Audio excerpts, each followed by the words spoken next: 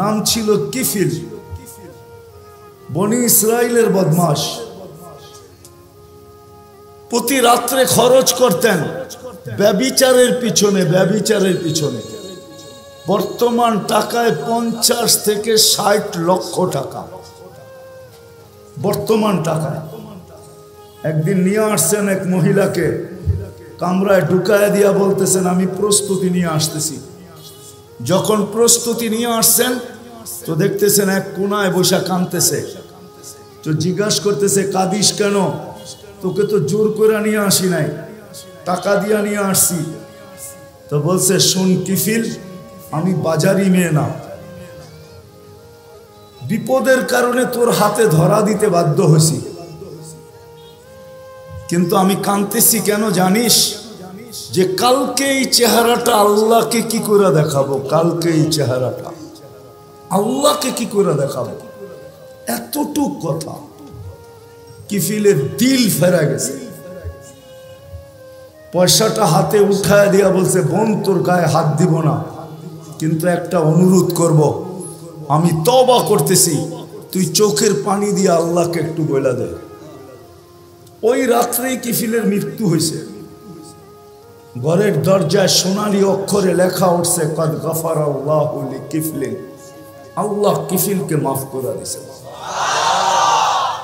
জীবন পরিবর্তন হইতে অনেক কথার প্রয়োজন হয় না, 2-4টা কথাই যথেষ্ট। মালিক ইবনে দিনার রহমতুল্লাহ আলাইহির জীবন চেঞ্জ হয়েছে শুধু স্বপ্নের একটা কথা দিয়া। একমাত্র মেয়ে ছিল, একমাত্র মেয়ে তার ছোট বয়সেই মারা গেছে। স্বপ্নে মেয়ের সাথে দেখা হয়েছে, কাহিনী বড় লম্বা, আমি শর্ট করতেছি, আসল যেটা সেটা বলতেছি। তো ছেলে মেয়ে বাপের হাত ধরে বলছিল আব্বা এখনো কি মুসলমানের ফিরে আসার সময় হয় নাই? এতটুক কথা তার জীবন চেঞ্জ। এই জন্য কথা লম্বা হবে না, ধ্যান যত হবে আমার বিশ্বাস তত কথা তত বেশি দিলে গাঁথবে। নড়াচড়া যত কম হবে তত বেশি কথা দিলে গাঁথবে। তো যেটা বলতেছিলাম, অস্তিত্ব সদিচ্ছায় না, আর যাওয়াটাও সদিচ্ছায় না, আবার এইখানে চিরদিন থাকাও না। কেউ চিরদিন থাকবে না। দুনিয়া এটার প্রমাণ দিতেছে। ডেলি 4 থেকে 5 লক্ষ মানুষ ডেলি উঠা যাইতেছে। আবার আপনি বলবেন তেমন আসতেছে, জন্ম নিতেছে, মানি, কিন্তু একদিন উঠানোটা উপরে হবে, আশাটা কমে আসবে। উঠতে উঠতে একদিন দুনিয়া শূন্য হবে, এটাই সত্য। দুনিয়া শূন্য হবে, নাইলে হাদিসে এই কথা আসতো না।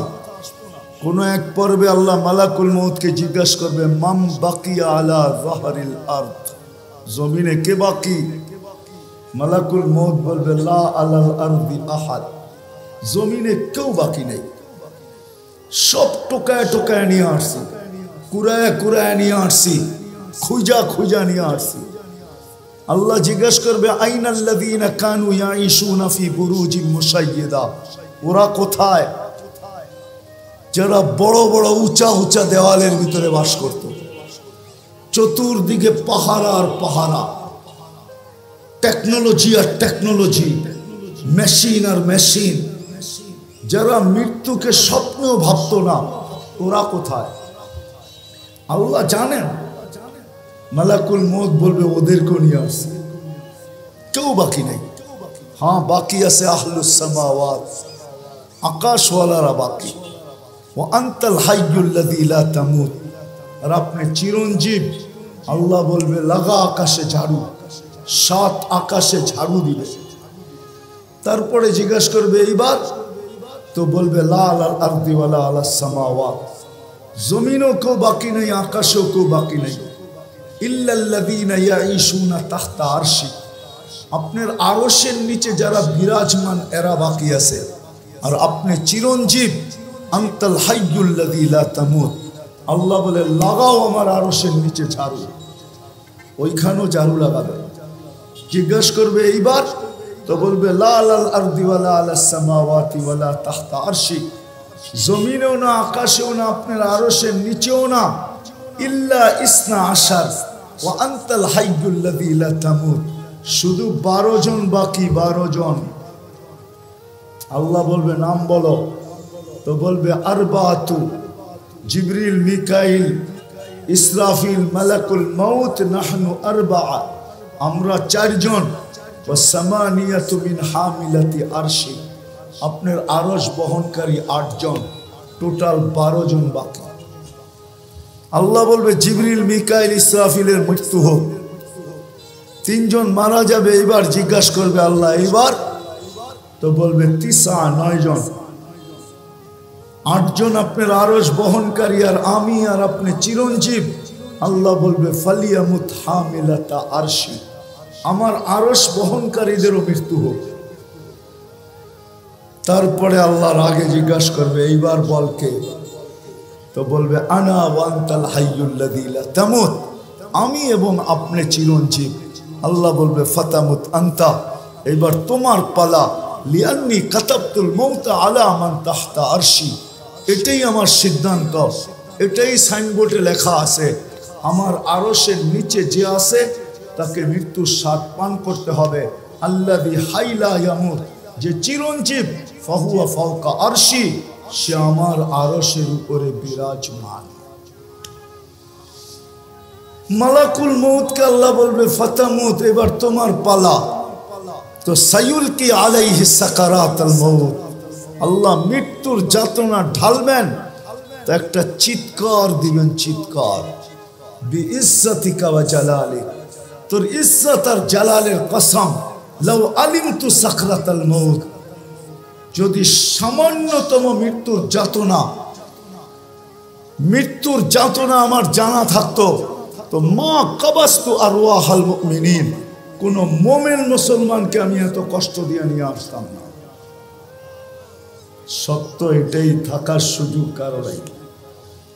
চলে আসছি আসল জায়গায়, নিজেকে গইরা নিয়ে যেতে হবে।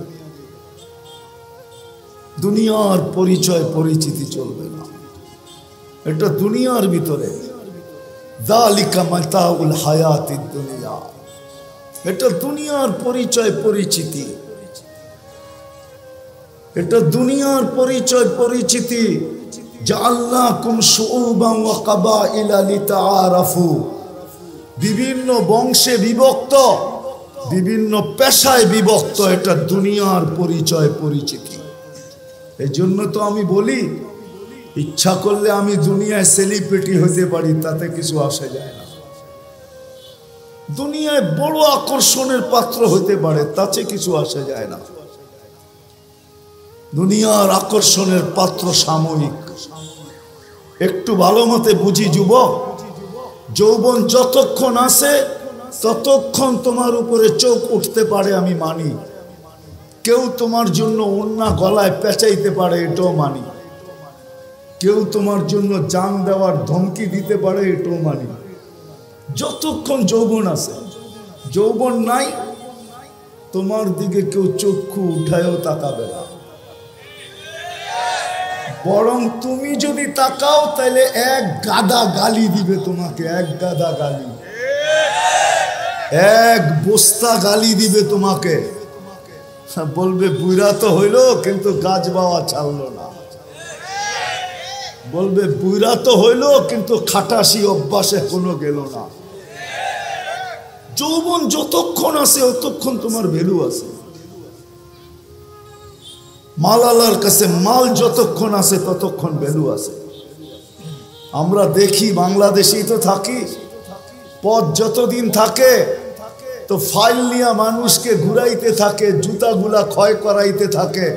কিন্তু যেদিন রিটায়ার্ড হলো তার পরের দিনই উনি ফাইল নিয়ে এখন টেবিলে টেবিলে ঘুরতেছে। ভ্যালু শেষ। দুনিয়া ওনাকে দেখা হাসতেছে যে আপনি টেবিলে টেবিলে তো এতদিন সবাইকে ঘুরাইতেন, এখন তো দেখি আপনিই ঘুরেন। কলিকরা এখন ওনাকে দেখা মুস্কি মুস্কি হাসে, আর সবাই বলে তুমি ঘুরতে থাকো ফাইল নিয়ে, বহুতকে ঘুরাইছো, এখন তুমি ঘুরা দেখো ঘুরতে কেমন মজা লাগে। সত্য এটাই। সদিচ্ছায় আসি নাই, সদিচ্ছায় যাব না, চিরদিন এইখানে থাকবো না। প্রস্তুতি নিয়ে যেতে হবে, এটাই দাবি, আর কিচ্ছু দাবি না। যিনি অস্তিত্ব দিয়েছেন ওনার দাবি এতটুকু, প্রস্তুতি নিয়ে আসো, নিজেকে তৈরি করে নিয়ে আসো, নিজেকে গুছায়া নিয়ে আসো, এটাই ওনার দাবি, আর কিচ্ছু না। ছোট জীবনটার বিনিময়ে এটাই দাবি, 60-70 বৎসরের বিনিময়ে। 60-70 বৎসরও তো না, এই উম্মতের জন্য তো 60-70 বৎসরও না। এই উম্মতকে 70 বৎসর দিয়েও আল্লাহ ভাবছেন যে এটা ভালোবাসার বিপরীতে যায় কিনা। আমি তো এদেরকে ভালোবাসি, 60-70 বৎসরে যদি প্রশ্ন উঠায়া দেয় যে তাইলে আর ভালোবাসা হইল তো হইল কি?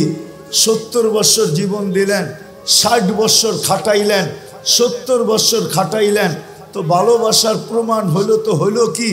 এই জন্য আল্লাহ 2 পর্বে এই উম্মতের জীবনকে কমায়া দিছেন।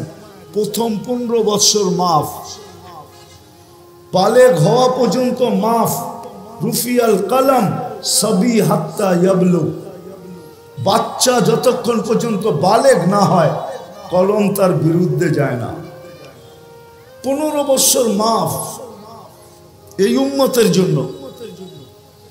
রইল আর কতটুকু?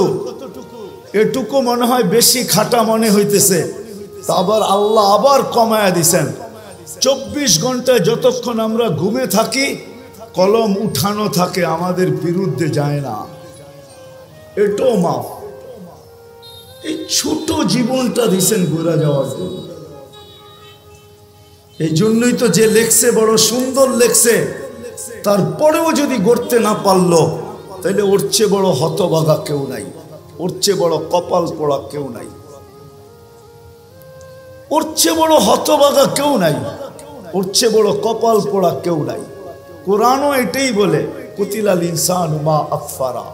মানুষ তোকে অকৃতজ্ঞতা ডুবায়া দিল, তুই অকৃতজ্ঞ হলি তো হলি কি করা?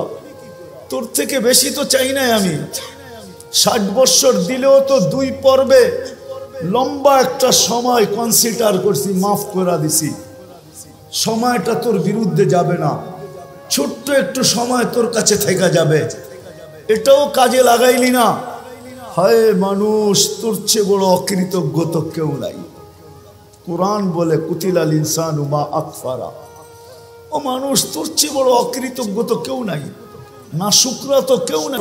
বিরাব্বিকাল কারীম, যে আল্লাহ দয়ার ভান্ডারের দরজা পুরাটা খুলে দিল, এই উম্মতের উপরে ভান্ডারটা পুরা ঢাইলা দিল, ওই আল্লাহর থেকে তুই দূরে সরলি তো সরলি কি করে?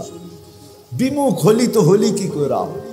এই জন্যই তো এক হাদিসে পাওয়া যায়, যুবক যৌবনে থাইকা, পুরুষ পুরুষত্বে থাইকা, নারী নারীত্বে থাইকা, পদালা পদে থাইকা, আধিপত্যওয়ালা আধিপত্যে থাইকা, সম্পত্তিওয়ালা সম্পত্তি পাওয়ার পরে, মেইলওয়ালা মেইল পাওয়ার পরে, ফ্যাক্টরিওয়ালা ফ্যাক্টরি পাওয়ার পরে, হাটওয়ালা হাট পাওয়ার পরে, বাজারওয়ালা বাজার পাওয়ার পরে, রোডওয়ালা রোড পাওয়ার পরে, ঘাটওয়ালা ঘাট পাওয়ার পরে, প্রত্যেক ব্যক্তি পাওয়ার পরে যখন আল্লাহর থেকে ভুলা যায়, আল্লাহর থেকে দূরে সরে, তো আল্লাহ জিজ্ঞাসা করে কাছের থেকে আয়সা, হাল ওয়াজাত্তা আজওয়াদা মিন্নি, আমার চেয়ে বড় দাতার সন্ধান কি তোর কাছে আছে? বলেন আছে নাকি?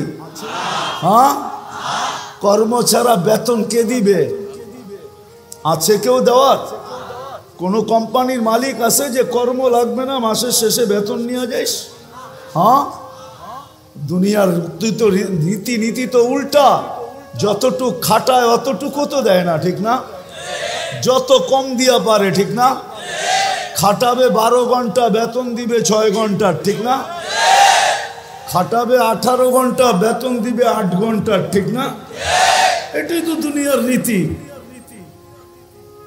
আল্লাহ তো সব ফিরিয়ে দিতেছে। অক্সিজেন কে দেয়?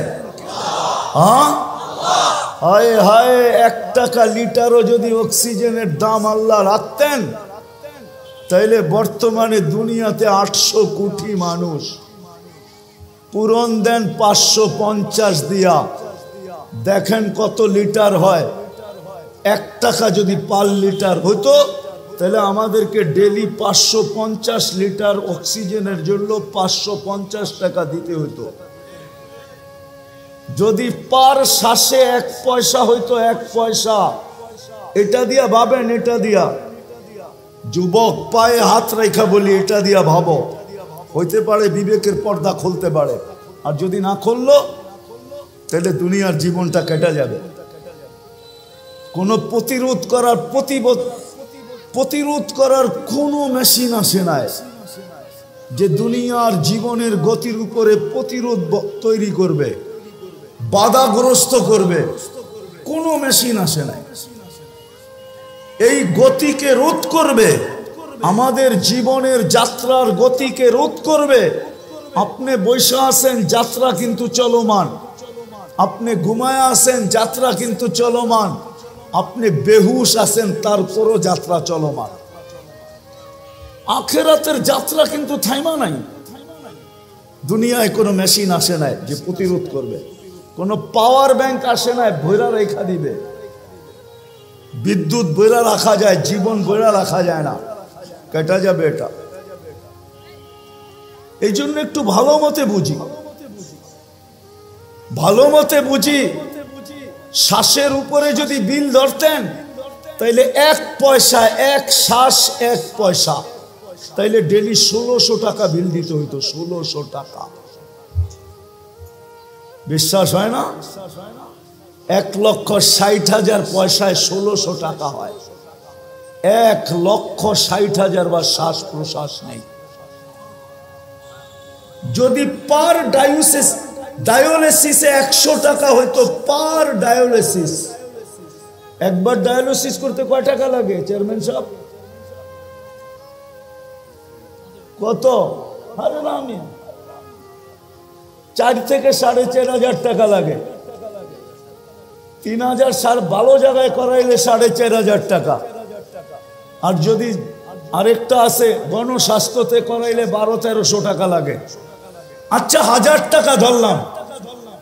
আল্লাহ যদি পার ডায়ালিসিসে 100 টাকা নিতেন, 100, তো ডেলি 3600 টাকা ডায়ালিসিসে দিতে হতো।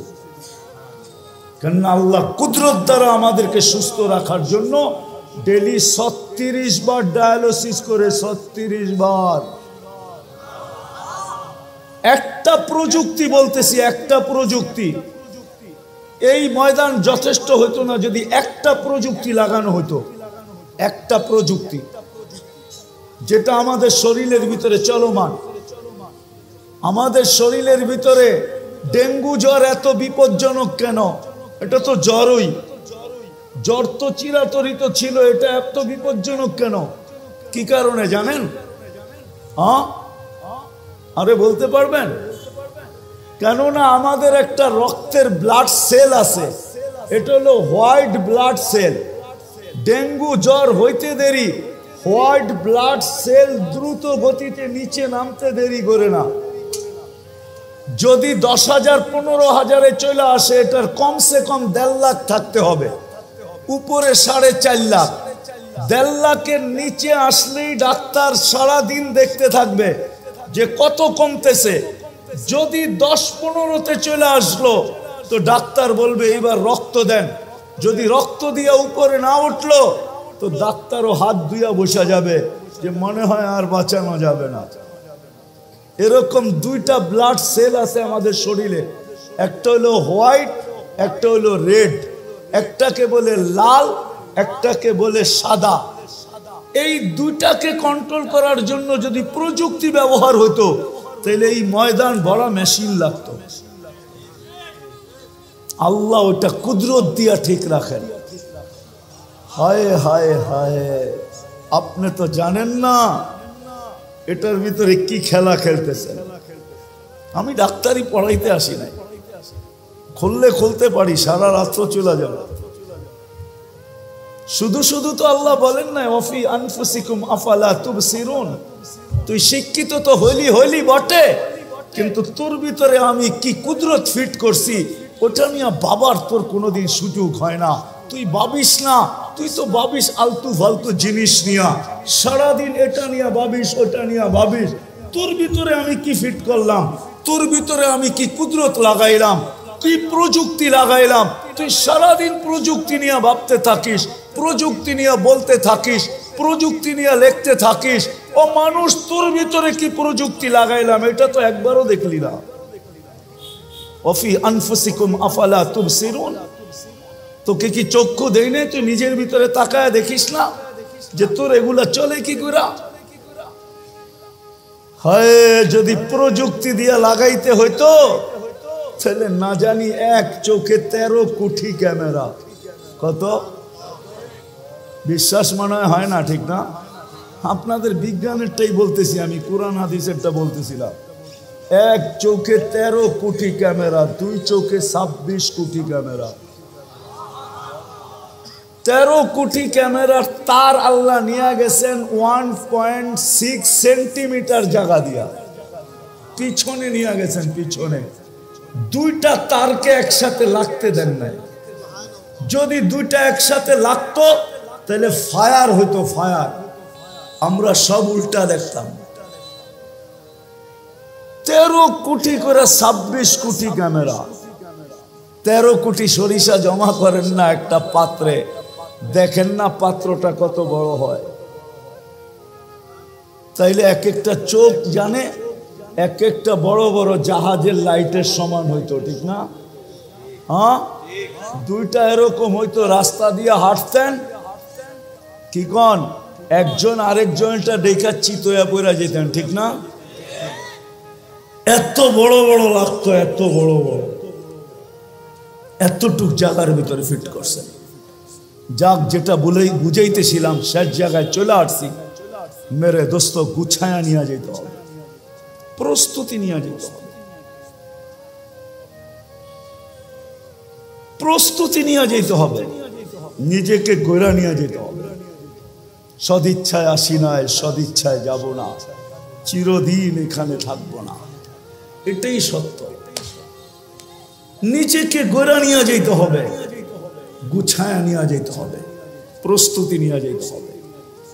এই ছোট সময়টার ভিতরে ওইখানে সময় পাওয়া যাবে, কিন্তু মূল্য পাওয়া যাবে না।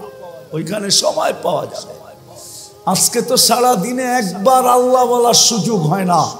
এই মজমায় আছে এরকম যুবক যে সারা দিনে একবার মনের থেকে আল্লাহকে ডাকে না, আল্লাহ বলে না একবার। এই মজমায় আছে সারা দিনে 200 বার আল্লাহ আল্লাহ বলে না, সকালে একবার 100, বিকালে 100। আছে এই মজমায়, বেশিরভাগই এই মজমায়। এই মজমায় আছে এরকম লোক সারা বৎসরে একবার কোরআনটাকে নিয়ে পড়তে তো জানে না, কোরআনটাকে নিয়ে একবার একটা চুমা দেয় না, এরকম করে একটা চুমা দেয় না একবার বৎসরে। রাগ হয়ে গেলেন? হ্যাঁ, অথচ ভালোবাসা যদি চুমা দিতেন তাহলে ওয়াদা তো ছিল, আমিও তোকে ভালোবাসা চুমা দিব, আমিও তোকে ভালোবাসবো। তুই আমার কালামকে চুমা দিলি, আমি তোকে ভালোবাসি, বাসবো না তো বাসবো না কেন? না বাইসা যাবো তো যাবো কোথায়? আমিও তোকে ভালোবাসবো। ছোট জীবনটাকে গড়া যেতে হবে। চিরদিন নিজের ইচ্ছায় আসি নাই, নিজের ইচ্ছায় যাব না, চিরদিন এখানে থাকবো না। এটাই আল্লাহর দাবি। কোরআন এটাই বলে, আতিউল্লাহ, কোরআন এটাই বলে, আল্লাহকে মানো, জীবনটা গড়ে আসো। কোরআনের দাবি এটাই, জীবন গড়া, প্রস্তুতি নেওয়া, চলে যেতে হবে। কিন্তু আরেকটা কথাও বলে দেই, সন্দেহ মানুষ থাকতে পারে যে মনে হয় দুনিয়ার কিছু ওইখানে, দুনিয়ার টাকা পয়সা চলুক আর না চলুক সম্পর্ক মনে হয় চলবে। হ্যাঁ, ওরকম লোকের সাথে সম্পর্ক হলে চলবে, কিন্তু বাকি অন্য কোনো সম্পর্ক চলবে না। ওরকম লোকের সাথে যদি সম্পর্ক হয়, নিয়ে যাইতেছি আমি, নাইলে চলবে, নাইলে চলবে না। যদি বংশ চলতো তাহলে আবু তালেবের জন্যই চলতো। যদি সম্পর্ক চলতো তাহলে আবু তালেবের জন্যই চলতো। কিন্তু এটা চলবে প্রস্তুতির সাথে চলবে, প্রস্তুতিহীন চলবে না। আপনি যত উঁচা গড়েই জন্ম নেন না কেন, যত উঁচা গড়েই জন্ম নেন না কেন, আবু তালেবের চেয়ে বেশি মুহাম্মদুর রাসূলুল্লাহর রক্ত, আবু তালেবের শিরার রক্ত, একই রক্ত দুই শিরায়। অথচ মুহাম্মদুর রাসূলুল্লাহ সাল্লাল্লাহু আলাইহি ওয়াসাল্লামের দূষিত রক্ত পান করতে দেরি, আল্লাহর রসুলের মুখ থেকে ঘোষণা আসতে দেরি হয় নাই, তোর শরীর জাহান্নামের উপরে হারাম। অথচ আবু তালেবের শরীরে আর মুহাম্মদুর রাসূলুল্লাহর শরীরে একই রক্ত দৌড়াইতেছিল, কোনো কাজে দেয় না। আমাদেরও প্রস্তুতির সাথে সম্পর্ক কাজে দিবে, এটা আমি মানি, এটা আমি অস্বীকার করি না। প্রস্তুতির সাথে সম্পর্ক কাজে দিবে, নাইলে কোরআন কেন বলবে, কোরআন কেন বলবে, কোরআন কেন বলবে যে তোমাদের পরিবার পরিজনকে তোমাদের সাথে মিলায় দিব, ওয়ালহাকনা বিহিম যুররিয়াতাহুম। প্রস্তুতির সাথে চলবে, ওয়ালহাকনা বিহিম যুররিয়াতাহুম চলবে। এই জন্য আল্লাহর দাবি হলো প্রস্তুতি নিয়ে যেতে হবে। রাজি? হ্যাঁ ইনশাআল্লাহ, না মনের থেকে না মুখের থেকে? প্রতিজ্ঞা? বিলকুল। দেখি কে কে প্রস্তুতি নিতে রাজি। আল্লাহ কবুল করুক নামাজ। কিন্তু একটা প্রশ্ন হতে পারে যে আল্লাহ আপনি বলতেছেন আপনাকে মানার দ্বারা প্রস্তুতি নিব, কিন্তু আপনাকে মানবো তো মানবো কি করে? চোখে তো আপনাকে দেখা যায় না, কানে তো আপনার কথা শোনা যায় না, ধ্যান ধারণায় তো আপনাকে আনা যায় না, ধ্যান ধারণায় তো আনা যায় না, বর্ণনা দিয়ে তো শেষ করা যায় না।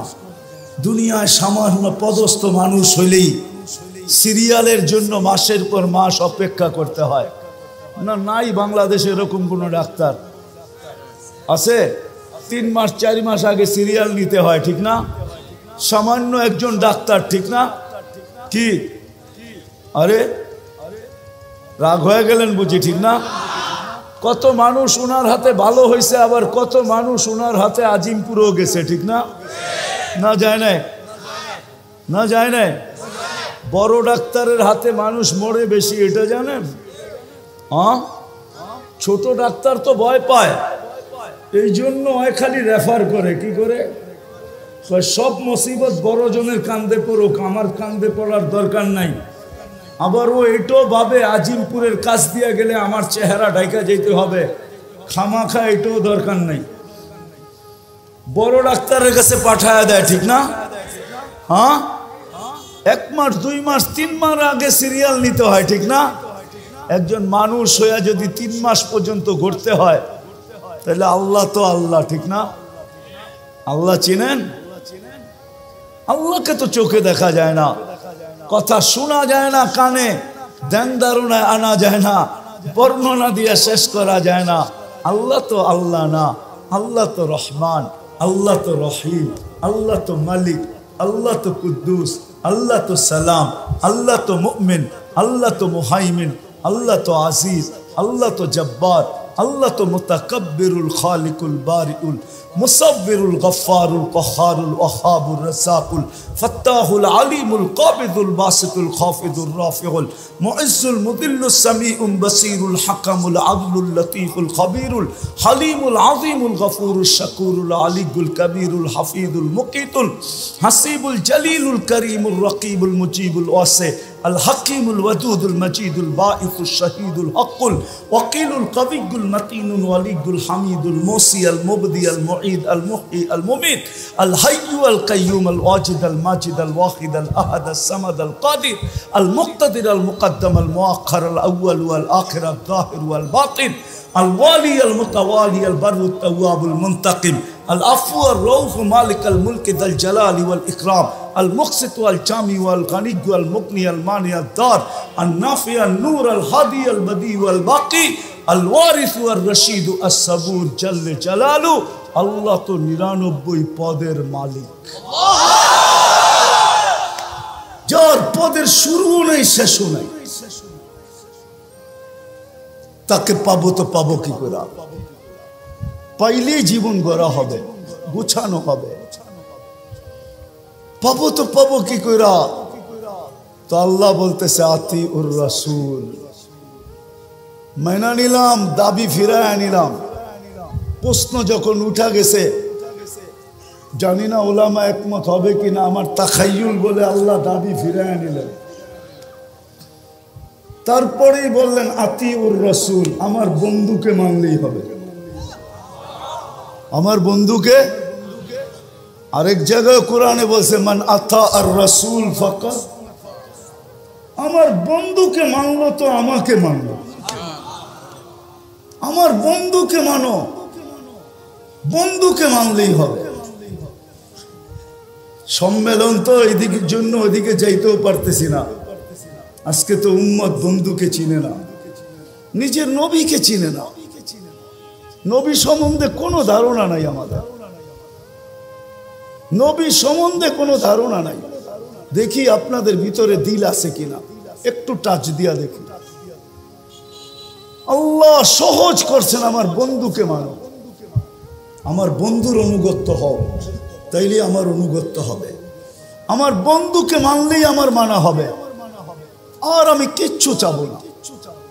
বন্ধু পক্ষে তো আমি পক্ষে। কোরআনও বলতেছে, কোরআন আস্তাগফারা লাহুর রাসূল লাওয়াজাদুল্লাহ তাওয়াবার রহিমা। আস্তাগফারুল্লাহ, আস্তাগফারা লাহুর রাসূল। আল্লাহর কাছে মাপ চাইলো তো আল্লাহ তার দিকে দেখবে না, বন্ধুর দিকে দেখবে। বন্ধু কি বলে? বন্ধু যদি খালি ইশারা করে দিল, ইশারা আস্তাগফারা লাহুর রাসূল লাওয়াজাদুল্লাহ তাওয়াবার রহিমা। আল্লাহ বলে সব গুনাহ মাফ করে দিব। তুই কতগুলা করছিস, কি কি করছিস, এটা আমার দেখার বিষয় না। বন্ধু পক্ষে তো আমি পক্ষে। কিন্তু উম্মত তো বন্ধুই চিনে না। কি করলো এটাও জানে না, কি করতেছে এটাও জানে না, কি করবে এটাও জানে না। আজকে তো উম্মত নবী চিনে না। যদি চিনতো তাহলে আমাদের দেশে আবার কাদিয়ানি হয় কি করে? যেখানে মানুষ চিনে, আসল নকল চিনে। হ্যাঁ, যেই ব্যাংকে নকল টাকা চিনার মেশিন থাকে, ওই ব্যাংকে কি নকল টাকা জমা দেওয়া যায় নাকি? ও তো মেশিনে চেক করে নিবে, ঠিক না? হ্যাঁ, খালি জমা দিতে গেলেই হবে, শুধু চেক করে টাকা ছিঁড়া ছেড়া দিবে না, বরং হাত করি লাগায়া জেলখানায় ঢুকায়া দিবে। তাই না? আমাদের দেশে কি করে হয় কাদিয়ানি? বুঝা গেল নবী চিনে না। নবী ওলামারা রাগ হয়ে যায় না, কিন্তু আজকে যুবকরা নবী চিনে না। স্কুল কলেজ আলারা চিনে না, ইউনিভার্সিটি আলারা চিনে না, জেনারেল শিক্ষিত আলারা চিনে না, সাধারণ মানুষ নবী চিনে না। নবী কি করলো এটা জানে না, মা বোনরা চিনে না। নাইলে ওই ফাঁদে পা দেয় তো দেখে। বরং এটা হয়তো, তাও তো আমাদের দেশের না, ইনপুটেড জিনিস। কি ইনপুট করা বাহিরের জিনিস, ঠিক না? কাদিয়ান কি আমাদের দেশে নাকি? এটা তো পাঞ্জাবে। এই দেশে এসে জায়গা নিল কি করে? আমরা চিনি না দেখা জায়গা নেওয়ার সুযোগ পাইছে। যদি চিনতো তাহলে প্রথম যেই ব্যক্তির কাছে আসছিল ওই জিতা পিটা কইরা ভিসা ছাড়া বর্ডারের ওই পারে দিয়ে আসতো। আমাদের উম্মত চিনে না নবীকে, অথচ আল্লাহ তো বলতেছে আমি আমার দাবি ফেরত নিলাম, আমার বন্ধুকে মানলেই হবে। বন্ধুকে মাইনা দেখাও। আর আমরা তো আল্লাহর বন্ধুকে চিনি না। কার উম্মত হইলাম এটাও জানি না। হায় উম্মতে মুহাম্মাদি, সমগ্র মানব জাতির মাথায় মুকুট একটা। কয়টা? কয়টা? কয়টা? ওয়ালাকাদ কাররামনা বনি আদম, শ্রেষ্ঠত্বের একটা মুকুট। আমাদের মাথায় মুকুট কয়েকটা? কয়েকটা, একটা না, শুধু উম্মতে মুহাম্মদী হতে পারার কারণে প্রথম মুকুট ওয়ালাকাদ কাররামনা বনি আদম, মানুষ হিসাবে একটা মুকুট। দ্বিতীয় আমাদের মাথায় আরেকটা মুকুট, কুনতুম খায়রা উম্মাহ, তোমাদের চেয়ে উত্তম উম্মত নাই, এটা হলো দ্বিতীয় মুকুট। তৃতীয় আরেকটা মুকুট, হুয়াজতাবাকুম, আমি তোমাদেরকে কুদরতি হাত দিয়া নির্বাচিত করছি, এটা আরেকটা মুকুট। আরেকটা দেখামো, আরেকটাও দেখাই। তোমাদের মাথায় চতুর্থ মুকুট, শুহাদা আলান নাস, শুহাদা ওয়া ইয়াকুনুর রাসূলু শাহীদান আলাইকুম ওয়া তাকুনু শুহাদা আলান নাস। ও উম্মতে মুহাম্মাদি, কিয়ামতের দিন আমি তোমাদেরকে আমার পক্ষে সাক্ষী হিসাবে আমার পাশে দাঁড় করাবো। এই উম্মত সমস্ত উম্মতের উপরে সাক্ষী হবে। বলেন সাক্ষী আর আসামি এক জায়গায় দাঁড়ায়? তাইলে বুঝা গেল আমরা কিয়ামতের মাঠে ইনশাআল্লাহ দাঁড়াবো না, আমরা তো আল্লাহর পাশে দাঁড়াবো। জালালউদ্দিন সুয়ুতি রহমতুল্লাহ আলাইহি লেখছেন, আমরা আরশের পাশে স্টেজ হবে, স্টেজ, আমরা ওই স্টেজে দাঁড়াবো, স্টেজে। অনেক সময় পার হয়ে যাবে যদি আমি মুকুট দেখাইতে থাকি আপনাদের। উম্মত হওয়ার কারণে যে মুকুট দিচ্ছেন, দেখি আজকে দিলের ভিতরে দিল আছে কিনা, বুকের ভিতরে দিল আছে কিনা, লাগে কিনা, দুই একটা শুনায়া দেখি। ওই রসুলকে মানার জন্য হয় হয় যিনি সারা জীবন চোখের পানি কোনোদিন ঝরা থামান নাই, যার চোখের পানি উম্মতের জন্য থামে নাই। জিবরিল জিজ্ঞাসা করছে, মিকাইল জিজ্ঞাসা করছে, আপনি সব সময় কাঁদেন কেন? মা জালা আরাকা তাবকি, আপনি সব সময় কেন কাঁদেন? বলছে জিবরিল, মিকাইল, যেদিন থেকে জান্নাত দেখা আসছি, দুজক দেখা আসছি, উম্মতের জন্য আমার চোখের পানি থামে না, চোখের পানি থামে না। আপনাদেরকে আমি বুঝাইতে পারবো না, এটা বুঝানোর জিনিস না। আচ্ছা চলেন দেখি একটু বুঝতে পারেন কিনা। মুসা আলাইহিস সালাম আল্লাহকে দেখতে চাইছেন, আল্লাহ বলছে পাহাড় যদি স্থির থাকে তাইলে তুমি দেখতে পারবে। এটাই তো কোরআন বলে, ঠিক না? হ্যাঁ, পাহাড় স্থির থাকলে তুমি আমাকে দেখতে পারবে। ফাতাজাল্লা লিল জাবাল, আল্লাহ তুর পাহাড়ে, আমি তুর পাহাড় দেখছি বিদায় বলতেছি আপনাদেরকে, তুর পাহাড়ে আল্লাহ তাজাল্লি দিছেন ৭০,০০০ পর্দার ওই পার থেকে। মধ্যে কত পর্দা? মুসা আলাইহিস সালাম বেহুশ ছিলেন, ৪০ দিন বেহুশের মতো ছিলেন। কতদিন? কতদিন? ৪০ দিন বেহুশের মতো ছিলেন। অথচ কাবা কাউসাইনি আদনা, কাবা কাউসাইনি আও আদনা সুম্মা দানা ফাতাদাল্লা। আল্লাহর রাসূল আরশে এরকম আল্লাহর পাশে বসা, উইদাউট পর্দা। হারায়া যাওয়া উচিত ছিল, কিন্তু হারায়া গেছেন, সব ভুলে গেছেন। পরিবার বলছেন, ফাতেমা বলছেন, হাসান বলছেন, হুসাইন বলছেন, বনু হাশেম বলছেন, কুরাইশি বলছেন, আরব বলছেন, সব ভুলে গেছেন। কিন্তু উম্মত ভুলেন নাই। ওই টেবিলেও উম্মতকে স্মরণ করছেন, ওই টেবিলে যেইখানে এতটুকু কাছে আলোর জগৎ, তাজাল্লিয়াতের জগৎ, আল্লাহর তাজাল্লি সহ্য করতেছে সিনা, আর পাশে বৈশা উম্মতকে স্মরণ করতেছেন। নাইলে আপনি আত্তাহিয়াত পড়েন তো পড়েন কোত্থেকা, ওয়া আলা ইবাদিল্লাহিস সালিহিন। এটা তো নবীজি উম্মতকে স্মরণ করে বলছেন। আমার উপরে শুধু সালাম দিলেন, আমাকে শুধু সালাম দিলেন, আল্লাহকে বলছে শুধু আমাকে, আমার উম্মত কই যাবে? তো আল্লাহ জিজ্ঞাসা করছে, বন্ধু এইখানে উম্মত?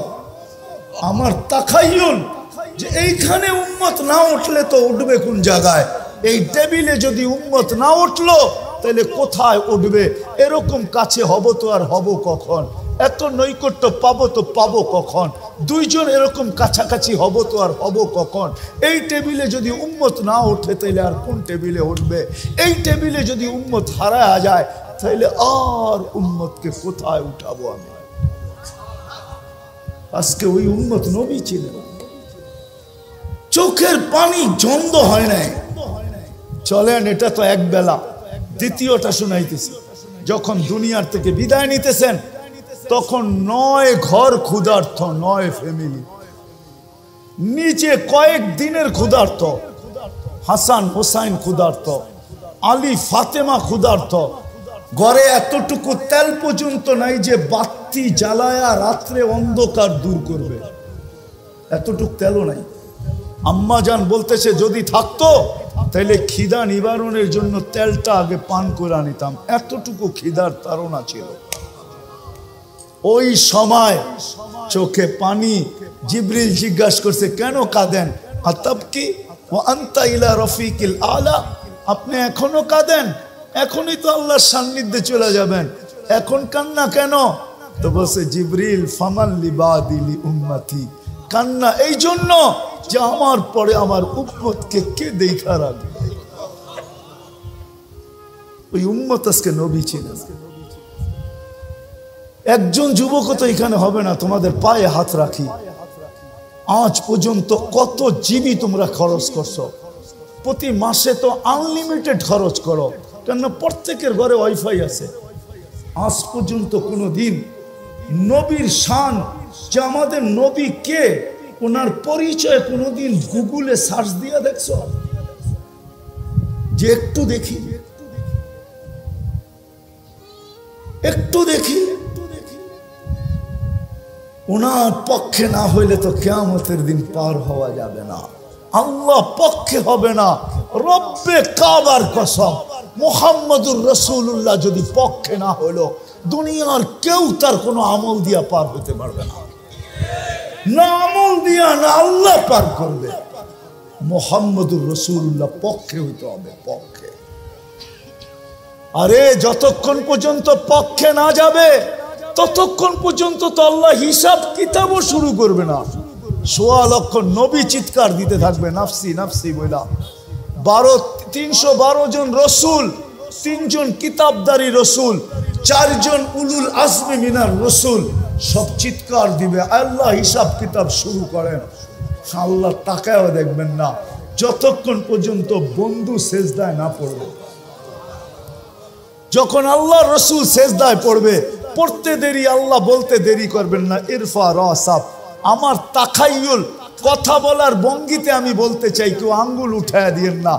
নফল নামাজ পড়তেছি, আমি ওলামাদের পায়ে হাত রাইখা বলবো, ওলামাও নাই, ওলামাও নাই যে ডেলি আমি 2 রাকাত নফল পড়তেছি। অথচ আল্লাহর হুকুম ছিল আস্তাইনু বিসসবরি ওয়াস সালাহ, আমার কাছে সাহায্য চাও নামাজের মাধ্যমে। বিদায় আপনাদের পায়ে হাত রাইখা বলবো, প্রতিবার যত খুশি করেন আমার কোনো আপত্তি নাই, আমি এটার বিরুদ্ধে না, পক্ষে। কিন্তু সাথে সাথে বলবো আজকের থেকে যতদিন পর্যন্ত এটা মীমাংসা না হয় আমরা ডেলি 2 রাকাত সালাতুল হাজত পড়ব। কে কে পড়বেন দেখি? দ্বিতীয় আরেকটা, দ্বিতীয় শেষ, এটা 5ম নম্বর। শেষ হাদিসে আছে as-সাদকাতু তারুদ্দুল বালা, সমস্ত বিপদ সদকা দ্বারা দূরীভূত হয়। মুসলমানের উপরে এর চেয়ে বড় কোনো বিপদ হইতে পারে না, যেটা বর্তমানে গাজায় চলতেছে। এর চেয়ে বড় কোনো বিপদ মুসলমানদের উপরে বর্তমানে হইতে পারে? আপনি কি মানেন এর চেয়ে কোনো বড় বিপদ আছে? যেখানে বাইতুল মুকাদ্দাসকে গিলা খায়া ফেলতে চাইতেছে প্রথম কেবলা, এর চেয়ে বড় বিপদ কি হইতে পারে? তাইলে এই বিপদকে দূর করার জন্য আজকের থেকে আমরা 1 টাকা সদকা করব। 1 টাকা করবেন? দেখি কে কে করেন। আমি আপনাদেরকে পদ্ধতি বইলা দিতেছি, পদ্ধতি সহজ।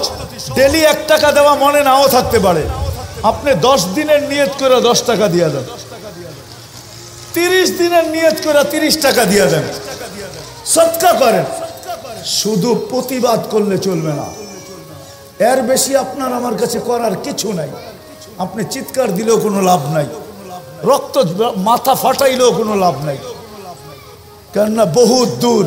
আমরা প্রতিবাদ করতে পারি, কিন্তু আমরা দুটা প্রতিবাদের সাথে সাথে আরো দুটা জিনিস করি। একটা হলো সালাতুল হাজাত, নামাজ পড়ি, আর আল্লাহকে কানে কানে বলি, আল্লাহ আবাবিল ঘুরতে দেখি কবে কাজে লাগবে। আল্লাহকে বলি, আল্লাহ আবাবিল উঠতে দেখি কবে কাজে লাগবে। মশা আমাদেরকে কাটতে দেখি কবে কাজে লাগবে। চিৎকারের ফেরেশতাকে ঘুমাইতে দেখি কবে কাজে লাগবে। বাতাসের ফেরেশতাকে ঘুমাইতে দেখি কবে কাজে লাগবে। জিবরিল এখন তো আর ওহির